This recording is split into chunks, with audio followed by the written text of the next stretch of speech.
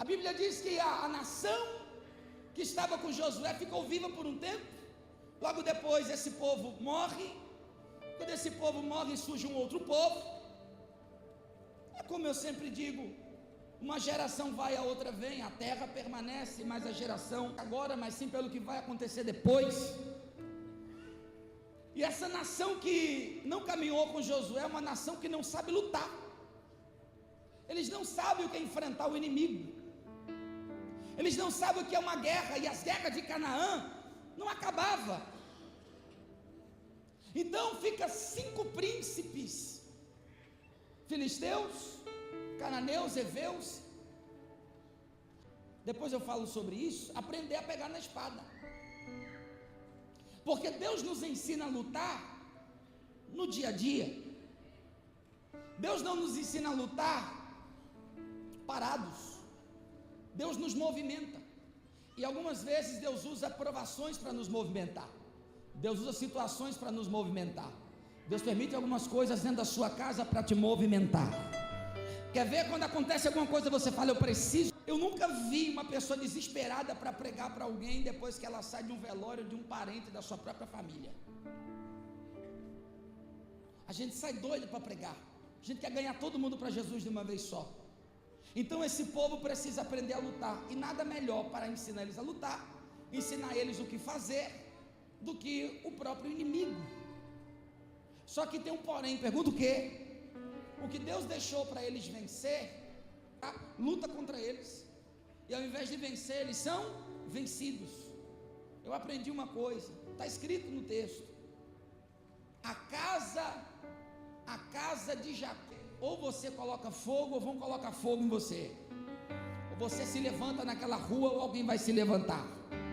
Se você não inventar de fazer um GC na sua casa, se você não inventar de fazer uma oração na sua casa, uma hora alguém vai colocar uma caixa de som, querendo dizer, Deus deixou isso aí para você fazer. Não é ninguém, não sou eu, não é o pastor Valdir, é você. Se levante, porque se você não se levantar, eles se levantarão.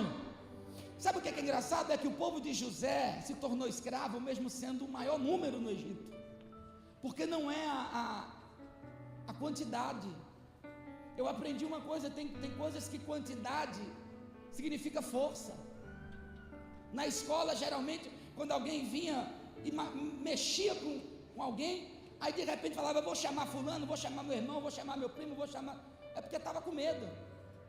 Agora quando você ia sozinho de peito aberto, peraí, que alguma coisa tem aí, tem alguma coisa errada.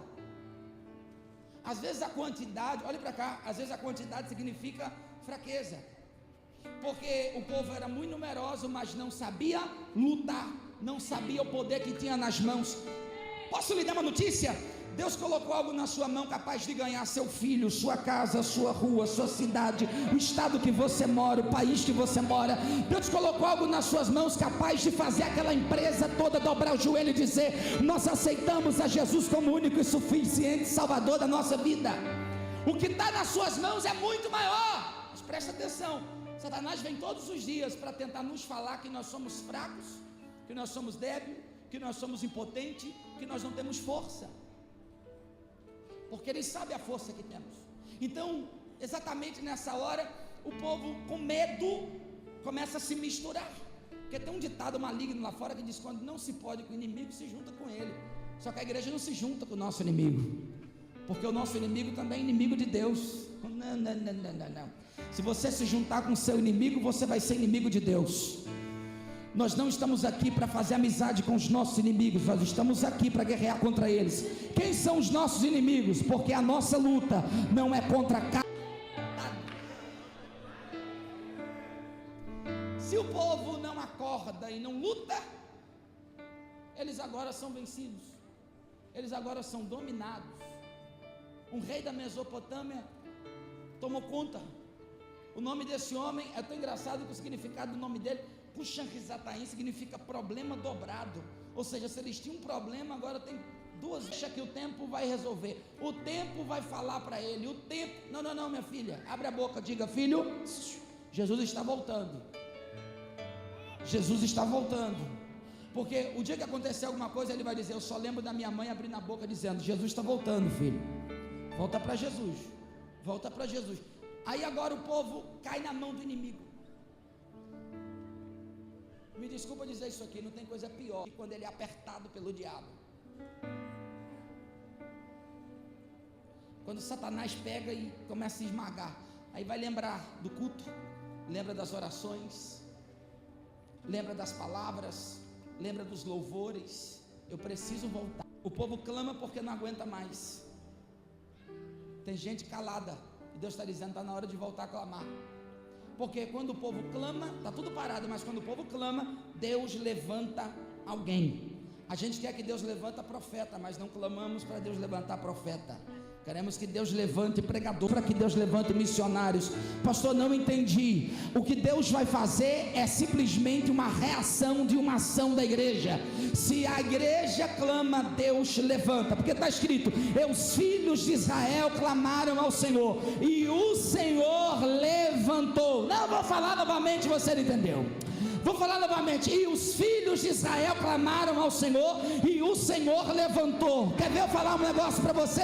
Você levanta a mão e dá glória. Se hoje você clamar, Deus vai levantar teu filho. Se hoje você clamar, Deus levanta teu marido. Se hoje você clamar, Deus levanta a sua família. Se nessa igreja nós clamarmos, Deus vai levantar pelo menos meia dúzia que estejam aptos e querem fazer a obra que Ele determinou. Precisa primeiro do vinde. Só que a gente só quer o ide, mas tem que ter o vinde. Porque eu ouvi aqui mais cedo, não tem como ir sem estar preparado. Jesus vai dizer, vão aos confins da terra, vão por todo mundo. Mas espera aí, primeiro eu quero cuidar de você, eu quero blindar você. Porque quando alguém falar qualquer palavra, não vai te atingir, nem vai te parar. Não. Tem gente parando por coisinha. Blindar, vou te abençoar, vou cuidar de você, vou te sustentar, que é para quando você for fazer o id, ninguém vai calar a sua boca, ninguém vai travar as suas pernas, ninguém vai calar a sua voz. Chega para perto primeiro. Aí quando o povo clama, Deus levanta alguém. Quem é esse? A Bíblia vai dizer que ele é o irmão mais moço de Caleb. Mas como que ele é filho de Kenaz e irmão mais moço de Caleb? Sendo que o pai de Caleb não é Kenaz. É porque existia uma situação que quando alguém casava, chamava de filho, de sobrinho. Isso é muito interessante na Bíblia, sobrinho, filho. Às vezes não era filho, às vezes era um parente que se agregou ali, alguém que casou. Então fala o irmão mais moço de Caleb. Mas por que fala irmão mais moço? Porque irmão nunca foi aquele que carrega o sangue. Não. Irmão nunca foi aquele que carrega o sangue. Mas irmão não é meu irmão de sangue, mas nós somos irmãos porque nós temos a mesma missão. Não, vou repetir novamente. Irmão não está no sangue, irmão está no propósito. Você não nasceu comigo, você não é da minha parentela, mas nós somos irmãos porque temos o mesmo projeto, temos o mesmo objetivo, carregamos a mesma missão. Eu vou falar até alguém inteligente levantar a mão e entender isso aqui. Você não é irmão de sangue, você é irmão porque tem a mesma. Quando fala de Kenaz, é um caçador. E jamais passou pela cabeça dele que o seu filho seria o primeiro juiz de Israel. Depois da morte de Josué, alguém está olhando para um lado, olhando para o outro, dizendo, quem será que Deus vai levantar? Aí quando a gente começa a fazer essa pergunta, quem será que Deus vai levantar? A gente começa uma banca de aposta. Porque a vida é assim. Quando começa a banca de aposta, a gente começa a pensar, quem é o mais sábio? Quem é o mais inteligente? Quem é o que tem mais recurso? Quem é o mais... Eu aposto que vai ser fulano. Eu aposto que vai ser Beltrano. Eu aposto que vai ser ciclano. Só que eles só se esquecem que podem ser juiz, mas o governo ainda é teocrático. Ou seja, Deus é ainda aquele que manda. Não. Eles se esquecem que não é a aposta deles, mas é o que Deus determina. Então a gente começa a pensar, na banca de aposta, quem é o mais inteligente? Quem é o que tem mais recurso? Quem é o mais poliglota? Inteligente, nem é o mais poliglota, nem é o maior, nem é o que tem mais recurso. Quem é? É o mais moço, é o menor. Deixa eu ver quem entendeu. Na banca de aposta da tua família, ninguém colocou uma ficha em você. Na banca de aposta dos seus amigos, ninguém colocou uma ficha em você. Na banca de aposta da vida, ninguém colocou uma ficha em você. Mas quando Deus olhou do céu de você, é Ele. Não vão com a minha cara, é Ele. Aí Deus levantou. Quem? Otiniel. Não tem tanta experiência, não tem recurso, mas é alguém que se dispõe, é alguém que obedece. Não. Tem um mais forte, mas ele só pode depois, não serve. Tem um mais inteligente, mas ele só pode depois. Tem o que tem mais dinheiro, mas ele só pode depois. Tem o mais conhecido, mas ele só pode depois. Deus olha e diz: tem um que tem 1 milhão de seguidores na internet, no Instagram. Deus diz: não quero. Tem um lá que ele tem mais de 10 milhões no TikTok. Deus diz: não quero. Tem uma ali que é conhecido na cidade, no estado, no país. Deus diz: não quero. Aí alguém olha e diz: quem que o Senhor quer? Quem se colocou à disposição agora. Sentindo Deus aqui? Você não era o melhor, não era o mais cotado, não era o mais selecionado, mas Deus está dizendo: foi você que chegou agora. Foi você que se disponibilizou agora. Foi você que pegou seus afazeres, colocou de lado, pegou seus sonhos, colocou de lado, pegou seus desejos, colocou de lado e disse: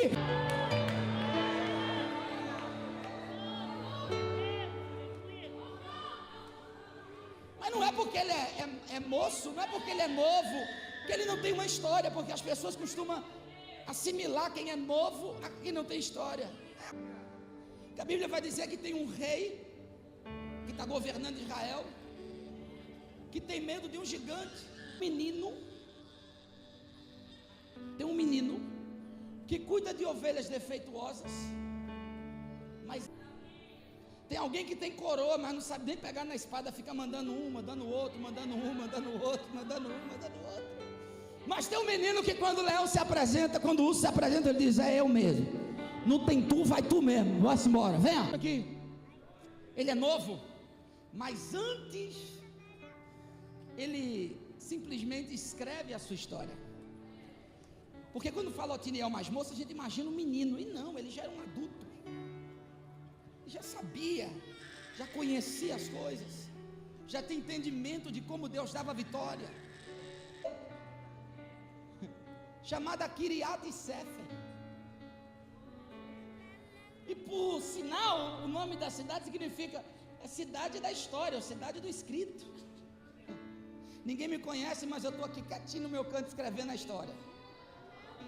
Ninguém lembrou do meu nome, mas eu estou aqui quietinho escrevendo a história. Vai escrevendo a sua história, não precisa ninguém falar teu nome agora, colocar tua foto no cartaz, só vai escrevendo a tua história. Fica aí em Kiriat-Sefer. Ah, mas ninguém me vê. Olhe para cá. Tem um homem também que achou que ninguém via ele, até que alguém disse: traga um livro. E quando começa a olhar nas crônicas, lembra que esse homem fez uma coisa que ninguém sabia. Não, traz Mardoqueu aqui e honra ele. Vou falar novamente porque você não entendeu. Tá difícil, tá, mas continua escrevendo a história. Tem todos os motivos para desistir, mas vai escrevendo a história. Eu ainda não consigo ir para a África pregar o evangelho. Prega na rua. Diga, deixa eu te falar uma coisa, tem cara de crente. Aí a pessoa vai abrir a boca e vai dizer: como assim? Tu é crente ou não é? Sou não. Mas já pensou em ser? Não, mas tu tem cara, viu? Tu tem cara, tem jeito, fala como crente, anda como crente, veste como crente. Ainda que não seja, eu profetizo que a partir de hoje Deus está dando estratégia para alguém aqui, porque eu vou falar: até o final desse ano você vai ganhar no mínimo 1000 almas para Jesus.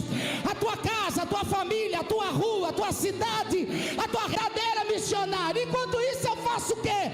Vai escrevendo a história, vai conquistando, vai deixando Deus agir, vai dando lugar para Deus, vai lendo a palavra, vai recebendo, vai se preparando.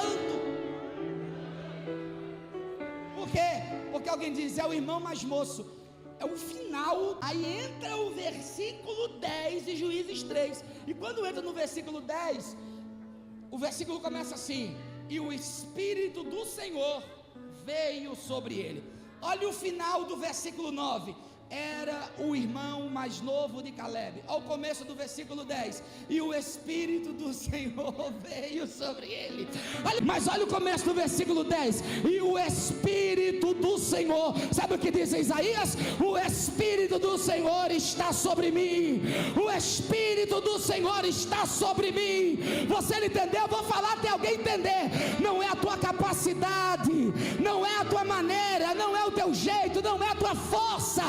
Olha, eu estou sentindo que o Espírito visualizou algumas pessoas aqui nessa noite para vir sobre você. Então deixa eu ver, quem está com a mão levantada, quem está com a boca aberta, olha os alvos do Espírito do Senhor para o ano de 2016. Olha aí, alguém está cheio, alguém está se enchendo agora, alguém vai transbordar nessa noite. É o Espírito do Senhor. Eu não tenho conhecimento, e o Espírito do Senhor, e o Espírito, eu quero que você repita comigo isso 7 vezes, vai lá, 1, 2, 3, e o Espírito, mais uma vez, vai, mais uma vez, vai, mais uma vez, mais uma vez, vai.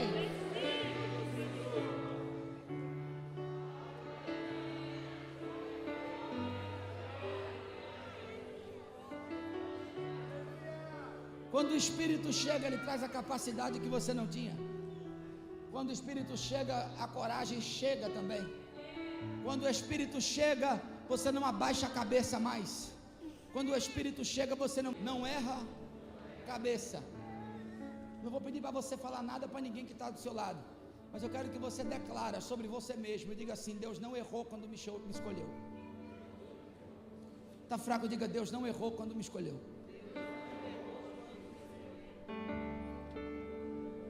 Simplesmente ele se levanta.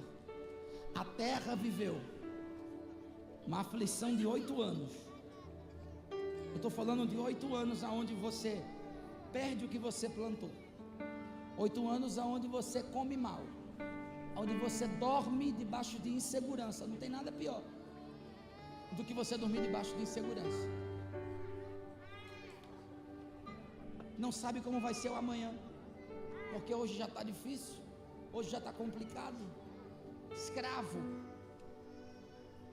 os inimigos, 8 anos. Só que quando o Espírito do Senhor vem sobre alguém, não pergunta a quantidade, não pergunta que armas que eles estão usando, não pergunta aonde estão as armadilhas deles, mas simplesmente se levanta e diz: vamos à luta, não. Vamos à guerra. Não, mas você não sabe quantos soldados são. Vamos enfrentá-los um a um. Vou falar de novo: eu não abro mão daqueles que a graça gerou. Não, eu não sei aonde eles estão, mas nós vamos chegar lá. Seja nos 4 cantos dessa nação, nós vamos chegar lá. Satanás, escuta essa notícia: esse povo está se preparando por almas da mão do inferno, e essas almas serão conquistadas para Cristo e vão morar no céu. Deixa eu ver quem está comigo nesse negócio. Você tem 30 segundos agora para dar um sinal para ele aí, vai. Você tem 30 segundos para dar um sinal para ele. Não sabemos aonde estão, não sabemos qual barreiras são, não sabemos o que vamos enfrentar na frente, mas estamos de pé, estamos prontos agora, estamos disponíveis. Crises não matam, crises revela quem Deus está levantando. Não vou usar frase de efeito, mas olha só, Otiniel, entrou na guerra, e depois de 8 anos,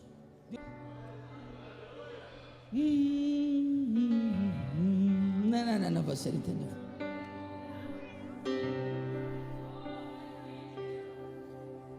A gente vai, mas a gente volta. A gente vai, mas a gente volta. A gente vai, mas a gente volta. A terra não é deles, a terra é nossa. A gente vai, mas a gente volta. A nossa história está aqui. A gente vai, mas a gente volta. O que é que a gente vai fazer? A gente vai lutar. A gente vai arrancar o que é nosso da mão de Satanás. Mas a gente volta, porque essa terra foi a terra que o Senhor nos deu. Aleluia, aleluia. Satanás está fazendo de tudo para você sair, para você abandonar, mas Deus está dizendo: vai e volta, vai e volta. Aqui é a base, aqui é a base, aqui é o lugar do preparo. Vai e volta, vai e volta. Por quê? Porque foram 8 anos de opressão, mas quando você voltar terá 40 anos de paz e de vitória. Vai ser 40 anos do sabor de mel, vai ser 40 anos de milagre, 40 anos de coisa linda, 8 anos de opressão e 40 anos de paz. Ou seja, o que Deus faz, o que Deus vai fazer é muito maior do que aquilo que o diabo destruiu, é muito maior do que aquilo que Satanás destruiu. A bênção que está chegando é muito maior do que aquilo que você perdeu. Arrisco dizer que a glória da segunda casa será maior do que a da primeira. Não. Oh glória, oh glória, oh glória, oh glória. Olhe para cá, eu estou caminhando para o final. Olha o que o texto diz. Otiniel significa leão. Leão. O pai é caçador. Então o pai pensou: peraí, vou colocar o nome do menino aqui. Eu não posso colocar o nome do menino de muriçoca. Eu não posso colocar o nome do menino de barata. Porque, apesar dele ser o mais novo, o pai já via nele o que ninguém via. O pai já via nele o que ninguém via. Deixa eu falar uma coisa para você. A gente só viu Jesus como leão depois que ele ressuscitou. Porque antes a gente via ele só como cordeiro. Do céu Deus não via ele só como cordeiro, Deus já via ele como leão. Sabe o que é engraçado? Tem coisa que Deus fez, não é por causa daquilo que as pessoas estão vendo agora, mas é por causa daquilo que ele já viu depois. É leão, mas ele é pequeno. Leão. Imagina agora na escola, quem foi que brigou? O leão. Imagina chegando em casa, dá o prato do leão aí. Tem crente que come igual leão, né, irmão? É o crente FF. FF, pastor? É, fé e fome. Mas é pequeno? Leão. Não tem força? Leão. Mas o leão é o rei da selva, e o meu filho é o quê? Um leão que Deus levanta e prepara outros leões. Mas enquanto esse leão não ataca, esse leão estava dormindo, mas agora esse leão levanta e ataca, esse leão acorda. Então vou falar novamente: um leão para acordar outros leões. Se eu fosse tematizar essa mensagem, é: o leão acordou. Não, vou falar de novo: o leão acordou, mas leão com L minúsculo, porque o leão maior é com L maiúsculo, não preciso falar quem que é. Segura. O leão acordou, e quando o leão acorda, ele não tem medo. Quando o leão acorda, ele começa a acordar os outros leões. Pastor, por que só eu sou crente na minha família? Porque você foi o primeiro leão que Deus acordou. Aí quando Deus acorda um leão, a responsabilidade do leão que acordou é acordar.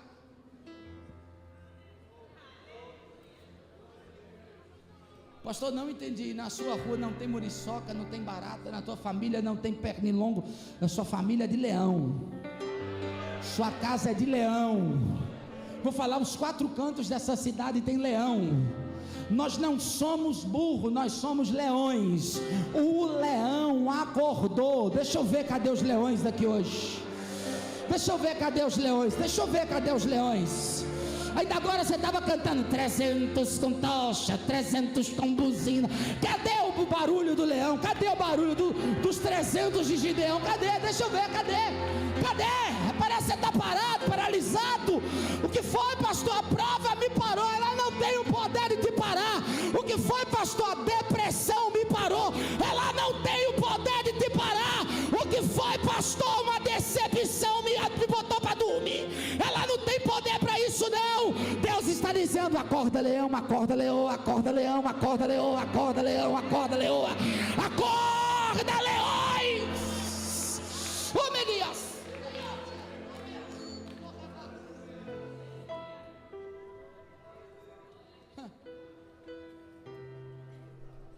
Lá nos Estados Unidos, um avivamento começou, algo muito grande. As pessoas não só falavam em línguas, porque tem gente que confunde avivamento com falar em línguas. Eles saíam na rua, e a glória era tão grande, que as pessoas aproximavam, se tremendo, se arrepiando, diziam: eu quero isso aí também, eu quero isso aí também. Se aproximava sedenta, igual aconteceu quando Pedro se manifestou depois da descida do Espírito Santo. Foi algo tão poderoso, tão extraordinário, que eles não ficaram lá, porque avivamento movimenta. Quem fala que está debaixo do avivamento tem que estar em movimento. Se você não se movimenta, então você não está debaixo do avivamento. Aí 2 missionários da Suécia pegaram um navio e vieram bater no Brasil. Tinha qualquer país para eles entrar, escolheram o Brasil. Para quem não sabe, a nossa nação, apesar de hoje a gente ser um grande número de evangélicos, se não me falha a memória, somos 60%, 70%, quase 80%, 80 milhões de brasileiros. São muitos cristãos, apesar de dizer que o nosso país é laico, né? Mas você pode ver que toda esquina tem uma igreja, todo canto tem uma igreja. Mas antigamente, e principalmente nessa região de Belém do Pará, onde esses missionários pararam, era um lugar muito idólatra, um lugar onde eles acreditavam em muito misticismo, bruxaria. Eu tive lá, nenhuma nem 2 vezes, fiquei 1 ano lá só, mais nada. Esses missionários desceram em Belém do Pará, 19 de novembro de 1910, saíram dentro do barco, missionários Daniel Berg e Gunnar Wingre, chegaram lá, começaram simplesmente a pregar a palavra. Eles não entendiam o nosso idioma, eles não tinham recursos, mas eles tinham um chamado, eles estavam cheios do Espírito Santo. E conta a história que quando eles chegaram naquele lugar, a unção estava tão grande, porque 2 leões que foram acordados chegaram em Belém do Pará. A primeira mulher a ser cheia desse Espírito Santo foi a irmã Celina de Albuquerque. Essa mulher, no meio de um culto onde esses homens estavam pregando, uma mulher que era batista, começou a sentir a glória, a graça de Deus, o fogo de Deus. E tudo isso que aconteceu com 3 pessoas marcaram toda uma nação. Esse é o começo da Assembleia de Deus. O movimento pentecostal, que não era só um movimentinho, não era uma coisa de TikTok, de rede social, mas era algo que queimava e fazia as pessoas se ajoelharem e dizer: eu quero Jesus na minha vida, eu quero servir a esse Deus também.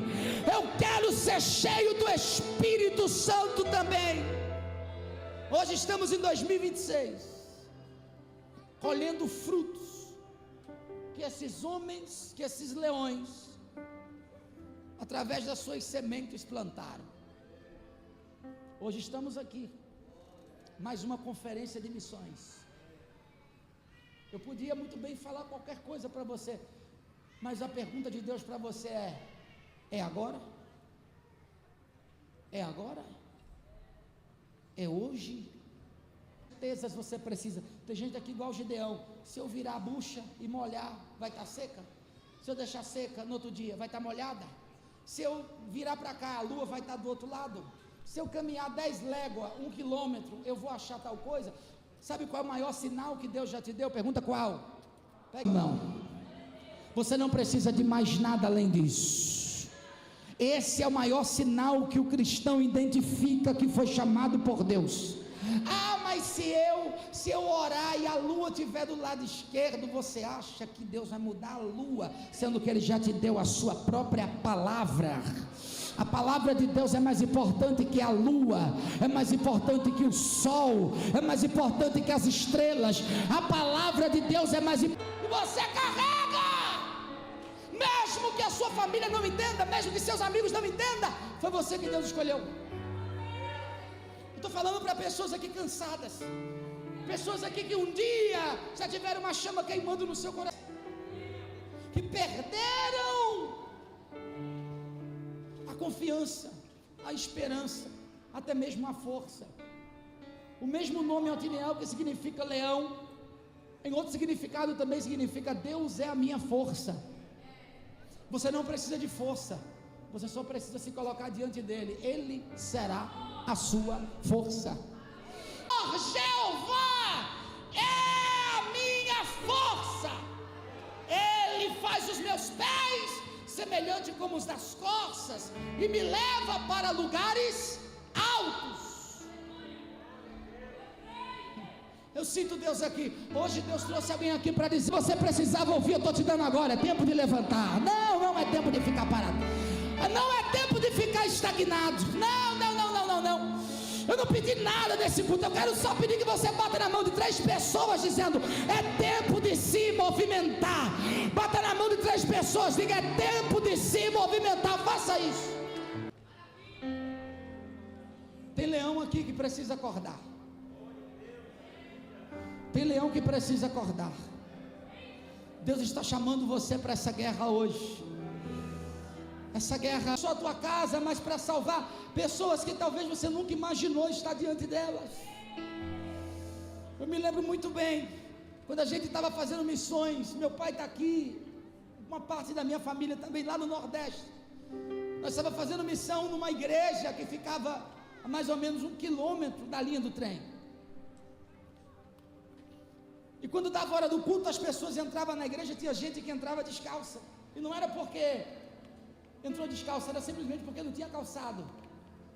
Às vezes você olhava no pé de algumas crianças e você via uma sandália maior do que o pé. Até eu olhei ali, o anjo já arrebatou. Ela disse: eu sei o que esse povo aqui precisa. Eu sei como trazer esse povo para o recurso, mas a gente vai pegar, vai nos açougues e vai pegar aquela ossada, que chama de chambaril, e a gente vai fazer uma sopa para eles. A gente vai divulgar o culto e depois do culto vai ter o sopão. Primeira vez, primeiro culto, não coube gente dentro da igreja. Tinha um pé de manga na porta. Quando eu olhei, tinha uns 5 meninos pendurados, porque não tinha palavra. Receberam de Deus, foram salvos. Os primeiros discípulos, os primeiros irmãos, membros dessa igreja. Ela não tinha tapaué, vasilha em casa para poder pegar sopa para levar para a família dela. Ela pegou uma garrafa PET, rasgou o fundo da garrafa e levou, encheu de sopa e levou, e disse: no outro culto eu estou aqui de novo. Mas naquele dia foram mais de 17 almas para Jesus. Não tem desculpa. Não tem desculpa. Não tem esse negócio para o caminho para você, fique em paz.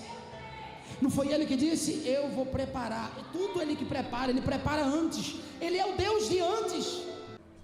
Quem me vê cantando pensa que todo tempo foi só alegria, e que nessa vida nunca tive motivos para chorar. Quem me vê cantando nunca imagina que passei noites escuras. Pensa que minha vida foi só sorrir e cantar, mas não foi bem assim. O deserto atravessei, e quantas vezes eu gritei, porque a dor não suportei. Deus, será que eu vou morrer nesse caminho? Mas quando eu pensava que estava só, o Todo-Poderoso aparecia, fez e com palavras de conforto me dizia: lembra da nuvem de dia, fui eu. Lembra da coluna de fogo, fui eu. Eu fiz pedra jorrar água para você beber. Lembra do maná do céu, fui eu. Lembra do caminho no meio do... Ninguém vai te parar, ninguém vai te deter. Se alguém te afrontar, eu defendo você. Eu te abençoo aqui, eu te abençoo lá. Onde abençoado será. Eu dou, exalto, tiro, abato, dou, humilho, dou e tiro, honro, posso, mando. Eu sou, eu posso matar, eu faço viver, eu posso exaltar, eu posso abater. E se eu quero te abençoar, quem vai compreender?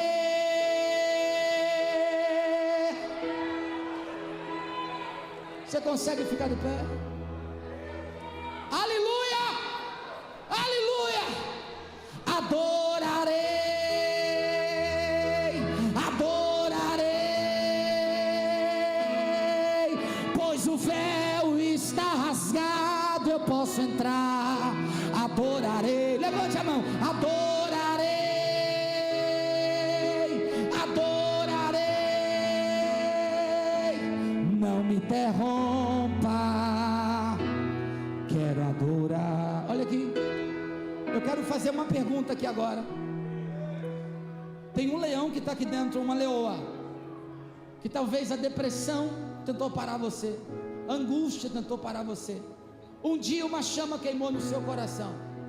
Hoje você talvez nem se reconhece mais, mas Deus trouxe você aqui hoje para dizer: a sua identidade está protegida. Ninguém apagou quem você é para mim e quem eu sou para você. Jesus disse: é melhor estar no velório. Agora no velório todo mundo para refletir, todo mundo para. Eles andam de moto e tem a moto igual, veste roupa igual e tem o mesmo rosto. De repente, um desses irmãos, numa dessas caminhadas, numa dessas corridas, tem a vida ceifada num acidente de moto. No velório, o seu irmão se aproxima e olha dentro do caixão. Olhe para mim, quem você acha que esse irmão que ficou vivo viu dentro? Ele vai empurrando ela, mas ele não liga, porque quando ele olhou no caixão, ele disse: não é ele, sou eu. Hoje foi ele, amanhã pode ser eu. Porque no velório sempre há aquela parada refletiva: o que eu estou fazendo da minha vida e para onde eu estou indo. Você pode até passar essa vida sem Jesus, mas será triste uma eternidade sem Ele. Parar por você, mas nada pagará. Se você entendeu a palavra, e se você acredita que hoje é o dia de reatar a aliança com Deus, quero convidar a primeira pessoa a vir aqui na frente agora. Sai da galeria. Você está aqui embaixo, vem aqui. A sua família clama por você, a sua mãe, seu pai, sua avó. Você é promessa, você não é fruto do acaso, você é obra do Criador. Já está vindo a primeira pessoa. Alguém não envia aqui na frente agora. A primeira pessoa que tem coragem, Cadê a segunda agora? Cadê a segunda pessoa que tem coragem? A segunda pessoa que vai romper a multidão e vai dizer: eu sou um leão, eu não perdi a minha força, eu não há melhores, e eu creio nisso. Cadê você para tomar essa decisão? Eu falo como o nosso pastor Valdir fala: eu queria estar aí agora para vir no teu lugar, mas eu não posso. Você, leão, vem,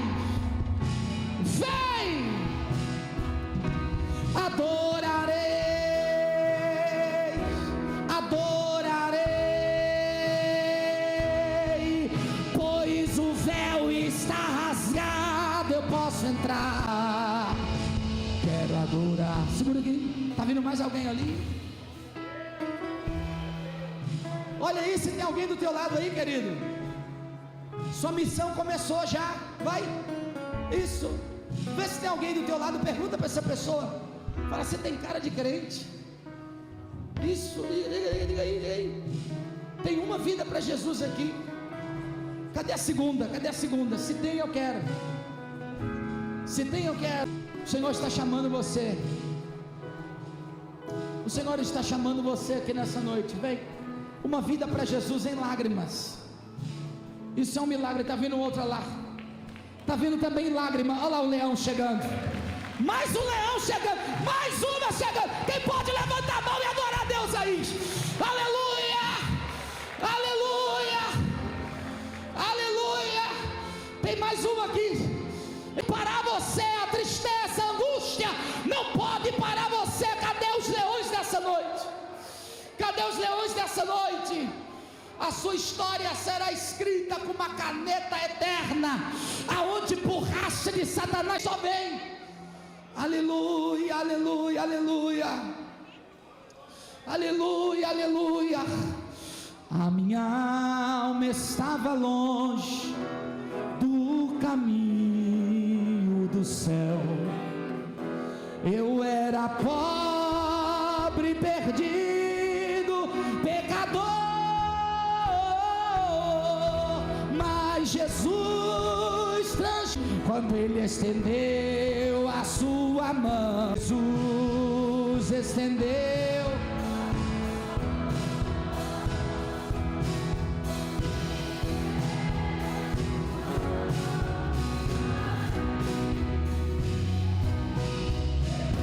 Pobre, perdido, sem Deus, sem Jesus, quando Ele estendeu a sua mão. Aqui são quantos? 1,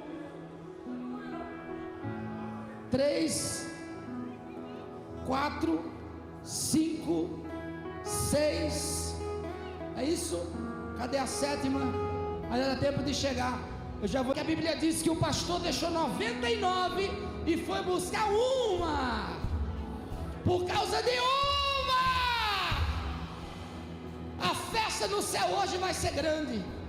Porque a Bíblia diz que de que adianta o homem ganhar o mundo inteiro e perder a sua alma. Ou seja, uma alma vale mais que o mundo. Então, em outras palavras, a gente está ganhando quase 7 mundos para Jesus. Quem vai completar esses 7 hoje? Cadê? Eu sei que eu estou esperando. Se tem, eu quero 6 vidas para Jesus. Vou dar uma notícia e já vou entregar o microfone. O culto é bom, palavra é bom, revelação é maravilhoso, louvor é maravilhoso. Mas essa festa, ela é condicionada só aqui embaixo. Na noite de domingo, na conferência missionária, se arrepende e aceita Cristo, pode ter certeza que haverá uma linda e grande festa no céu. Você pode dar um pulo, aplaudir a Jesus e dar glória a Deus por isso, pastor Valdir.